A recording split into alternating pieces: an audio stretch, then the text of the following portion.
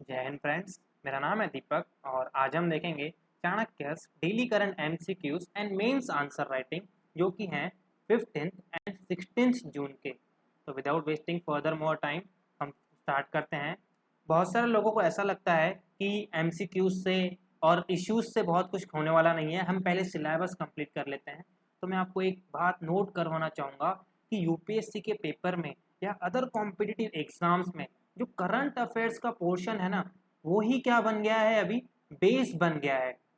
बहुत सारे लोग ये सोचते हैं कि पॉलिटी पढ़ लिया जाए, इकोनॉमिक पढ़ लिया जाए। देखिए ये सारी चीजें जो है ना, ये क्या है, this is basically just a digging. अभी हर कोई, जितने भी 10 लाख स्टूडेंट है ना, वो सब के सब क्या कर रहे हैं, सिलेबस पढ़ रहे हैं। सिलेबस को कोई भी नहीं छोड़ता है। जिन लोगों ने 3-3 4-4 बार प्रीलिम्स दी हैं, मेंस दी हैं, उन लोगों ने सिलेबस पूरा कंप्लीट कर लिया है। लेकिन इसके बावजूद भी ऐसा होता है कि जिन लोगों ने इंटरव्यू दिया है वो प्रीलिम्स क्लियर नहीं कर रहे हैं, मेंस में वो प्रॉपर ढंग से आंसर नहीं लिख पा रहे हैं। तो आखिर क्यों? तो इसका मोस्ट इंपॉर्टेंट रीजन है कि यूपीएससी ना सबको लेवल प्लेइंग फील्ड पे लाती है। अब लेवल प्लेइंग फील्ड पे लाने का मतलब क्या? अब देखिए सबने क्या कर लिया है, जो बुक्स हैं लक्ष्मीकांत, राजीव अहिर, उसके बाद इकोनॉमी मृणाल, ये सारी चीजें कवर कर ली हैं और हर कोई ही कवर करता है। बहुत सारे लोग तो मैंने ऐसे देखे हैं जिन्होंने 20 to 30 और किन किन लोगों ने 50 टाइम्स भी लक्ष्मीकांत को पढ़ लिया है, लेकिन उनके लक्ष्मीकांत के जो क्वेश्चन है ना वो रॉन्ग होते हैं। अब देखिए ये बेसिक बुक्स पढ़ना आपकी सबसे मोस्ट इंपॉर्टेंट प्रायोरिटी है, लेकिन अब यहाँ पे क्या हो जाता है, एक लाइन क्रिएट हो जाती है बेसिक बुक्स की और इसके बाद स्टार्ट होती है असली कंपटीशन। ये कंपटीशन होती है प्रीलिम्स के करंट अफेयर्स की और उसके साथ साथ मेंस का जो करंट अफेयर्स का सिलेबस है ना वहाँ पे। अब देखिए मोस्ट इंपॉर्टेंट बात ये है कि जो करंट अफेयर्स आप पढ़ते हैं तो वो करंट अफेयर्स बहुत ज़्यादा वाइड रहता है। यहाँ पे हम क्या करते हैं, अब आपको वाइड करंट अफेयर्स ना, आपको वर्टिकली डिग नहीं करना है करंट अफेयर्स को। करंट अफेयर्स का मतलब ये रहता है यूपीएससी के करंट अफेयर्स में सबसे मोस्ट इंपॉर्टेंट बात यह है कि आपको सिर्फ पता रहना चाहिए और जो भी आप करंट अफेयर्स पढ़ रहे हो ना, आप उसे एक लाइन में लिखने में सक्षम हो। जैसे कि अगर जी7 के लिए अगर करंट अफेयर्स आपने बहुत ज्यादा पढ़ लिया, तो आपको इतना पता रहना चाहिए कि जी7 के बारे में मैं लिखने क्या वाला हूँ मेंस के इसमें, और जी7 के ऊपर क्वेश्चन बन बन के क्या पूछा जा सकता है। वो आपसे ये तो नहीं पूछेंगे कि जी7 में पांचवी नंबर टेबल पे ट्रम्प के बाजू में कौन बैठा था। तो ये सी सेट में हो सकता है, लेकिन प्रीलिम्स में जी जनरल स्टडीज में तो आपसे नहीं पूछने वाले हैं। ये नहीं पूछेंगे कि जॉय बिडेन ने कौन से कलर का कोट पहना था, ऐसा कुछ तो नहीं पूछने वाले हैं ना। तो आपको क्या देखना पड़ता है, प्रीवियस ईयर्स के क्वेश्चन देखने पड़ते हैं कि जी7 जैसा ग्रुप है तो वैसे ग्रुप्स के ऊपर कौन कौन से यूपीएससी ने क्वेश्चन पूछे हैं। तो देखिए ये होता है यूपीएससी की सेल जानना, जो कि हम क्या करते हैं इस एमसीक्यूज के इस पे करते हैं। अब मैं आपको इस एमसीक्यूज की प्रोडक्टिविटी अगर आपको बताने जाऊंगा ना, तो इसकी प्रोडक्टिविटी आउट ऑफ 100% 200% निकलेगी। क्यों?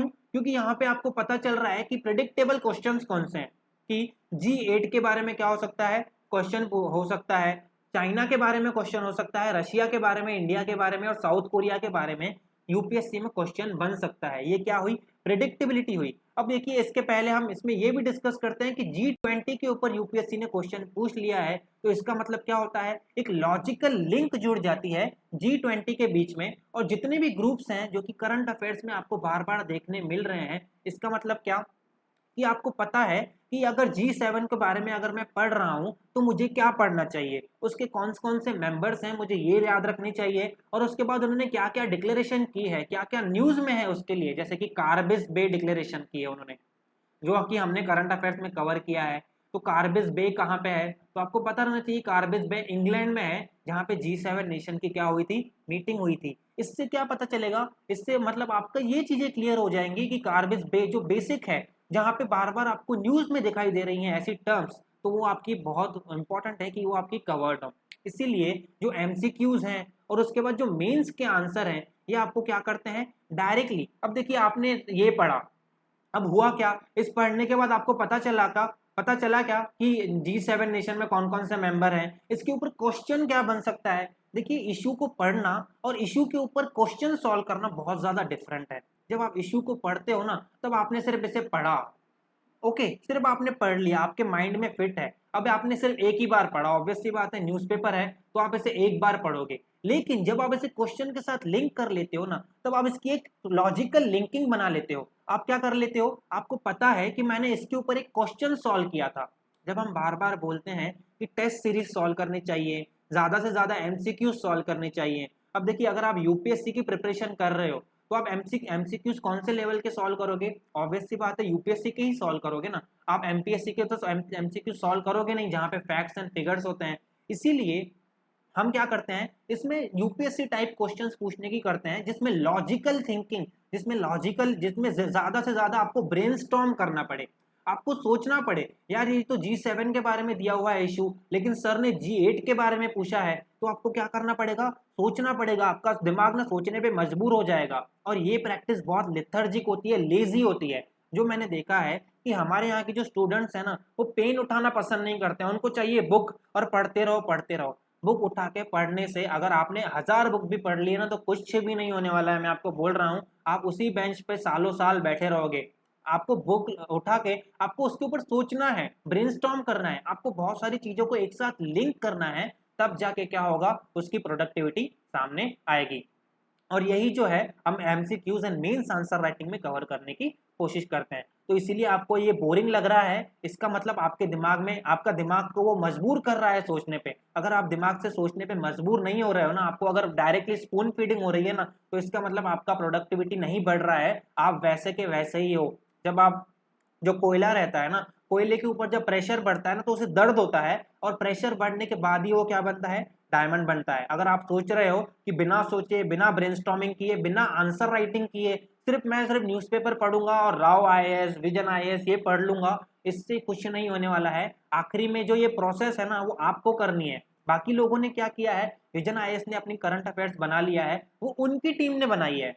अब आपके पास क्या है, उनकी टीम ने जो बनाया है वो स्टैंडर्ड मटेरियल है। अब उस स्टैंडर्ड मटेरियल के ऊपर आपको ब्रेनस्टॉर्म कर करके उसके पॉइंट्स को लिंक करना है, और फिर उसे प्रीलिम्स के साथ और मेंस के पॉइंट के साथ उसे क्या करना है, डायरेक्टली वैल्यू एडिशन करना है। तब क्या होगा, आपका आंसर बनेगा। आपने क्या किया, जो एक्सपर्ट लोग हैं विजन आईएएस के, उनका जो स्टैंडर्ड मटेरियल है वो लिया, उनकी डेफिनेशन ली, और फिर उसे क्या किया, डायरेक्टली इंट्रोडक्शन में, बॉडी में डाल दिया। लेकिन आप ये नहीं कर सकते थे, आप स्टैंडर्ड नहीं ला सकते थे, इसीलिए आपने उसका रेफरेंस लिया।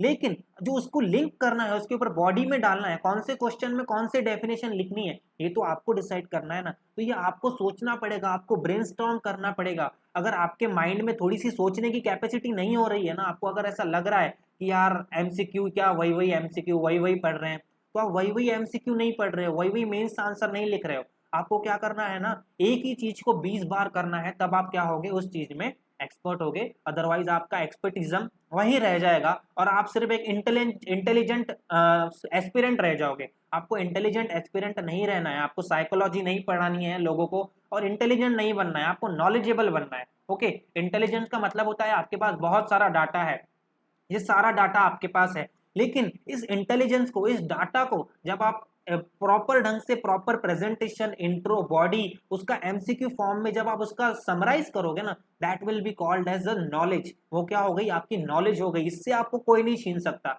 लेकिन जो ये डाटा है ना, हिंदू न्यूज़पेपर का, इंडियन एक्सप्रेस का, सिलेबस का, वो डाटा 3 दिन में क्या हो जाएगा, फेड हो जाएगा, और उस डाटा का कुछ भी प्रोडक्टिविटी नहीं रहेगा। मैं आपको बोल रहा हूँ, जीरो प्रोडक्टिविटी रहेगा।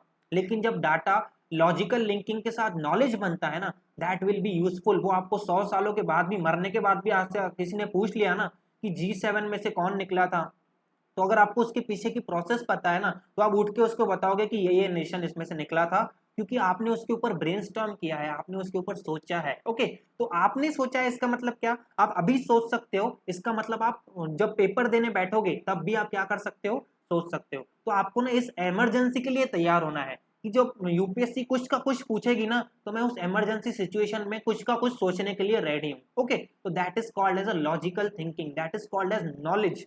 जब आइडिया या फिर डाटा लॉजिकल थिंकिंग के साथ जुड़ जाता है ना, रैशनलिज्म के साथ जुड़ जाता है ना, तो that is called as knowledge. और आपका नॉलेज आपसे कोई नहीं छीन सकता है। आपका डाटा 2 मिनट में हैक किया जा सकता है। ओके, आपके मोबाइल का डाटा कोई भी छीन सकता है, लेकिन जब आप मोबाइल के डाटा को अपनी मेमोरीज के साथ लिंक करते हो ना, जो गूगल ड्राइव में होता है या गूगल फोटोज में होता है, that is called as a knowledge. Okay, तो हम फर्स्ट क्वेश्चन देखते हैं।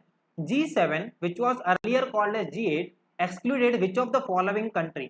अब इन्होंने पूछा है कि G8 कंट्रीज में से किसको निकाला गया तो वो G7 बना। तो चाइना को निकाला गया, रशिया को, इंडिया को, या साउथ कोरिया को। अब देखिए G7 नेशंस की मीटिंग हो रही है कार्बेस बे में। उन्होंने बहुत सारी डिक्लेरेशन दी जो हमने पहले के इसमें कवर भी किए हैं, जिसमें कार्बेस बे डिक्लेरेशन है। उसके बाद बिल्ड बैक बेटर एक इनिशिएटिव स्टार्ट किया है, चाइना का बेल्ट एंड रोड इनिशिएटिव, उसे कंटेन करने के लिए और इजी लोन्स प्रोवाइड करने के लिए उन्होंने बिल्ड बैक बेटर लोन क्या किया है, इनिशिएटिव स्टार्ट किया है। और इसमें उन्होंने वही बताई है सारी चीजें कि G7 नेशन ने कौन कौन सी डिक्लेरेशन की, उन्हें किस किस का अप्रोच अपनाना चाहिए था, क्योंकि ये जो G7 कंट्रीज है ना, ये दुनिया की सबसे रईस कंट्रीज हैं और ऑब्वियस सी बात है सब दुनिया की सबसे डेवलप कंट्रीज जो अप्रोच लाती हैं सामने, जो लीडर्स लाते हैं और जो डेवलपिंग कंट्रीज क्या करती हैं फिर उन्हें अपनाती है। तो उन्होंने वही बताया कि कोविड के मामले में, वैक्सीनेशन के मामले में और किस प्रकार से चाइना के मामले में इन्होंने जो अप्रोच अपनाया है वो और थोड़ा अच्छा हो सकता था अगर वो इंक्लूसिव रहता था तो। ओके, तो देखिए G8 कंट्रीज ने रशिया को क्या किया था, 2014 में बाहर निकाला था, क्योंकि रशिया ने क्या किया था, यूक्रेन के ऊपर हमला किया था और यूक्रेन को वो अपना पार्ट मानते हैं। इसीलिए इन्होंने क्या किया, G8 में से G7 कर लिया और रशिया को क्या कर लिया, बाहर कर लिया था। सेकेंड क्वेश्चन देखिए, select the correct alternative. First statement, vaccine is one of the public good which should be available to all without exclusion. तो क्या लगता है, वैक्सीन कोई पब्लिक गुड है क्या कि जो सबको अवेलेबल होनी चाहिए और किसी को भी एक्सक्लूड नहीं कर सकते हम उसमें से। सेकंड है, it has more social benefit than private benefits. क्या लगता है इसमें से क्या हो सकता है इसका आंसर। अब पॉलिसी डिफिकल्ट टू डिफेंड। अब इन्होंने बताया है कि गवर्नमेंट 25% लोगों को गवर्नमेंट ने क्या किया है, प्राइवेट सेंटर में वैक्सीनेशन कराने के लिए बोला है। अब आपको पता होगा 75% क्या हुआ है, गवर्नमेंट ने किया है कि 75% जो पब्लिक हेल्थ केयर है ना, पब्लिक हेल्थ केयर सिस्टम है जिसमें primary health care system, secondary health care system, tertiary health care system, वहां पे गवर्नमेंट 75% वैक्सीन प्रोवाइड करने वाली है फ्री, और 25% जो प्राइवेट हॉस्पिटल्स देने वाले हैं ना वो क्या रहेगा, पेड रहेगा। तो इनका कहना है कि गवर्नमेंट का जो अप्रोच है कि 25% लोग पेड करने वाले हैं, ये बिल्कुल भी गलत है। अगर गवर्नमेंट कर रही है तो गवर्नमेंट 100% करे, क्योंकि वैक्सीन क्या है, एक पब्लिक गुड है और आप क्या कर रहे हो, 25% लोगों को क्या कर रहे हो, एक्सक्लूड कर रहे हो इस वैक्सीनेशन सिस्टम से। तो इसने इसमें मतलब बॉटम लाइन यही बताई है कि गवर्नमेंट गलत कर रही है और गवर्नमेंट को अपनी पॉलिसी में क्या करने चाहिए, चेंजेस लाने चाहिए, और जो 25% प्रीपेड किया है ना उसे भी क्या करने देना चाहिए, फ्री कर देना चाहिए। तो देखिए दोनों भी स्टेटमेंट यहाँ पे क्या है, सही है। जो वैक्सीन है ना वो पब्लिक गुड है, वो सबको मिलनी चाहिए, आप किसी को भी उसका अधिकार से हटा नहीं सकते हो। ओके, और सोशल बेनिफिट्स और प्राइवेट बेनिफिट्स का मतलब क्या होता है। अब देखिए अगर किसी को वैक्सीन मिल गई तो ऑब्वियस सी बात है वो कोरोना का मरीज ना होगा, और कोरोना का एक मरीज कम हो जा रहा है तो उसका जो रिप्रोडक्शन नंबर रहता है, मतलब अभी रिप्रोडक्शन नंबर 1.05 से लेके 2 पॉइंट समथिंग तक चला गया था, इसका मतलब वो आगे जो उसका समाज है उसको क्या नहीं करेगा, वो उसको वो जो बीमारी है वो नहीं फैलाएगा। तो इसलिए वैक्सीनेशन सिर्फ पब्लिक प्राइवेट गुड नहीं है, आपको वैक्सीनेशन मिल गई आप बच गए, नहीं, आप तो बचे लेकिन आपने अपनी फैमिली को भी बचा दिया, क्योंकि अभी क्या होगा, कोरोना का जो डिसीज है वो आपको नहीं होगा, और अगर आपको नहीं होगा तो आपकी फैमिली को भी नहीं होगा। तो इसका क्या बेनिफिट हुआ, सामाजिक बेनिफिट भी हुआ, इसके लिए वैक्सीन जो सेकंड स्टेटमेंट है वो भी बिल्कुल करेक्ट है। थर्ड देखिए, Tilak Swaraj fund was created during which of the following movement. अब इसका ये देखिए इशू क्या आया है, तिलक स्वराज फंड। अब यंग इंडिया में महात्मा जो एक कॉलम आता है इसमें द हिंदू में, जिसमें हिस्ट्री के बारे में बताया जाता है, उसमें इन्होंने बताया कि महात्मा गांधी ने द हिंदू यंग इंडिया में, अभी देखिए आपको पता होगा यंग इंडिया जो न्यूज़पेपर है उसे महात्मा गांधी क्या करते थे, एडिटोरियल एडिट करते थे और उसके एडिटर महात्मा गांधी थे और लिखते भी थे बहुत सारे टाइम। तो उन्होंने बताया कि the need of the hour Bezawada programme में महात्मा गांधी ने कहा कि स्वराज फंड में ज्यादा से ज्यादा क्या आना चाहिए, पैसा आना चाहिए।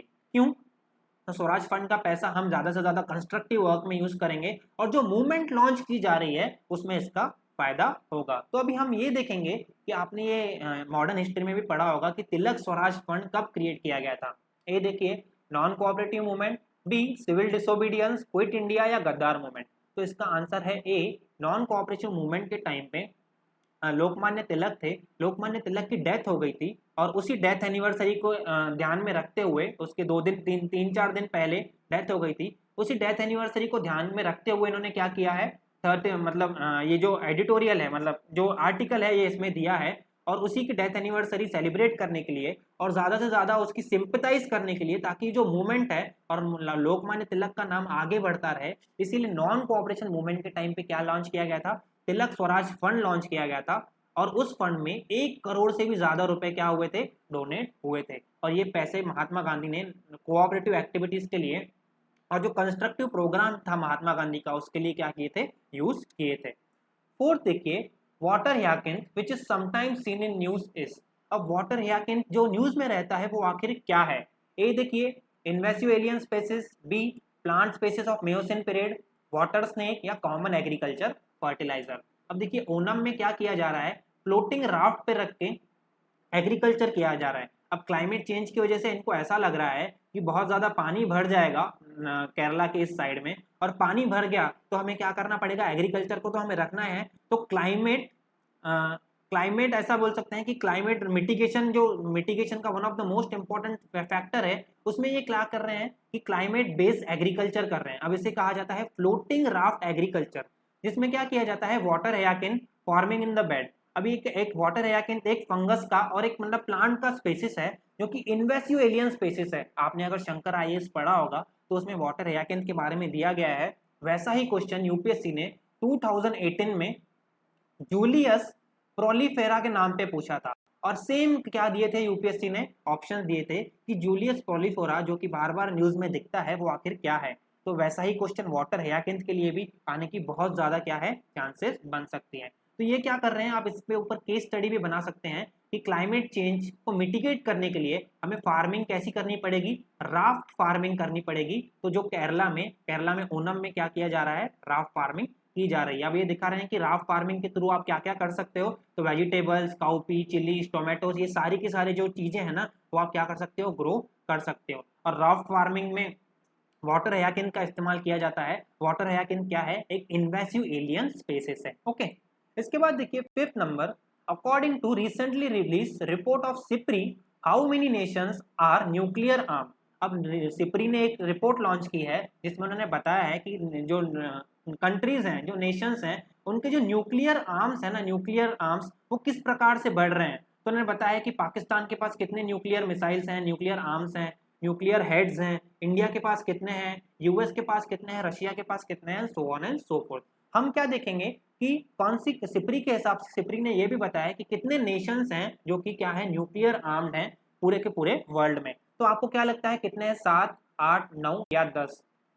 अब देखिए इनका कहना है कि चाइना, इंडिया और पाकिस्तान अपना न्यूक्लियर आर्सेनल बहुत ज्यादा बढ़ा रहे हैं। सिप्री का मतलब देखिए क्या होता है, Stockholm International Peace Research Institute. उन्होंने अपने ईयर बुक 2021 में ये लॉन्च बताया है कि किस प्रकार जो न्यूक्लियर हेड्स हैं। अब देखिए इंडिया के पास 156 न्यूक्लियर वॉरहेड्स हैं जो कि 2021 के स्टार्ट में थे, और पहले इनके पास 150 ही थे इंडिया के पास। पाकिस्तान के पास 165 है, पहले 160 थे। चाइना के पास 350 हैं जो कि पहले 320 थे। अब इन्होंने बताया है कि 9 क्या है, 9 ऐसे देश हैं जिनके पास क्या है, न्यूक्लियर आर्म्ड है। उसमें से आता है UK, France, Russia, US, China, India, Pakistan, Israel, north Korea. ये 9 ऐसे देश हैं जिनके पास क्या है, न्यूक्लियर आर्सेनल अपना तैयार है। और ये 9 नेशंस क्या कर सकते हैं, मतलब इनके पास पूरे वर्ल्ड में जितने भी देश हैं, 200 समथिंग देश हैं, उनमें से 9 नेशंस के पास क्या है, न्यूक्लियर आर्सेनल अभी भी पूरा तैयार है। ओके, इसके बाद 6th क्वेश्चन देखिए, which of the following can be described as an invisible tax. इनमें से कौन सा ऐसा है जिसे हम इनविजिबल टैक्स भी बोल सकते हैं। ए देखिए, डेप्रिसिएशन। अब डेप्रिसिएशन का मतलब होता है घर्षण, मतलब कोई भी आप असेट लाते हो, कंप्यूटर, उसकी वैल्यू धीरे धीरे कम होती है, तो उसे हम क्या, इनविजिबल टैक्स कहते हैं क्या। B inflation. इन्फ्लेशन का मतलब मालूम है आपको कि अगर किसी चीज का भाव अगर तेजी से अगर बढ़ रहा है तो उसे इन्फ्लेशन कहा जाता है। अब अगर इन्फ्लेशन बढ़ रहा है तो मनी की जो वैल्यू होती है ना वो क्या हो जाती है, डाउन होती है। अब पैसे की वैल्यू डाउन हो गई। अगर आज पैसे की वैल्यू 10 रुपए में आपको 10 चॉकलेट मिलते थे, लेकिन आप अगर 2 साल के बाद देखोगे तो यही 10 रुपए में आपको सिर्फ 5 चॉकलेट मिल रहे हैं। तो इसका मतलब क्या हो गया, मनी की वैल्यू क्या हो गई, आधी हो गई। तो इसे कहा जाता है इन्फ्लेशन। इन्फ्लेशन के टाइम पे जो मनी की वैल्यू रहती है ना वो क्या होती है, कम होती जाती है। डिफ्लेशन का मतलब होता है इन्फ्लेशन का उल्टा। और सेस जो कि एक टैक्सेशन का प्रकार है, इसे क्या इनविजिबल टैक्स कहा जाता है क्या। अब देखिए यहाँ पे डायरेक्टली इन्होंने बताया है द इनविजिबल टैक्स, और ऑब्वियस सी बात है इन्फ्लेशन को क्या कहा जाता है, इनविजिबल टैक्स कहा जाता है। अब इन्होंने बताया है कि इन्फ्लेशन जो है वो 6%, जो कि आरबीआई की मॉनेटरी पॉलिसी की एक लिमिट है ना, आपको पता होगा आरबीआई मॉनेटरी पॉलिसी कमेटी की लिमिट है क्या है, 4 प्लस माइनस 2, अब ये ना 6% तक सह सकते हैं और कम से कम 2% तक सह सकते हैं, लेकिन 6% से ज़्यादा अगर इन्फ्लेशन हो रहा है ना तो पैसे की वैल्यू बहुत ज़्यादा मात्रा में क्या हो रही है, कम हो रही है। मतलब आप ज़्यादा से ज़्यादा पैसे में भी कम से कम चीज़ें क्या कर सकते हो, खरीद सकते हो। इससे क्या हो जाता है, इनविजिबल टैक्स हो गया ये। मतलब आपने गवर्नमेंट को क्या कर लिया, आपको पता भी नहीं चला और आपने टैक्स पे कर लिया। किस प्रकार से, 5 रुपए क्या हो गए, इसकी वैल्यू कम हो गई। अब 5 रुपए वैल्यू कम हो गई, इसका मतलब आपके पास जो नेट अमाउंट था वो क्या हो गया, कम हो गया, है ना। तो that is called as invisible tax. इन्होंने बताया है कि किस प्रकार पेट्रोल के प्राइसेस बढ़ रहे हैं, वेजिटेबल्स के प्राइसेस बढ़ रहे हैं, और इसलिए आरबीआई को क्या हो गई है, अभी बहुत ज्यादा टेंशन हो गई है, क्योंकि जो लिमिट थी 6% की वो आखिर टूट गई है।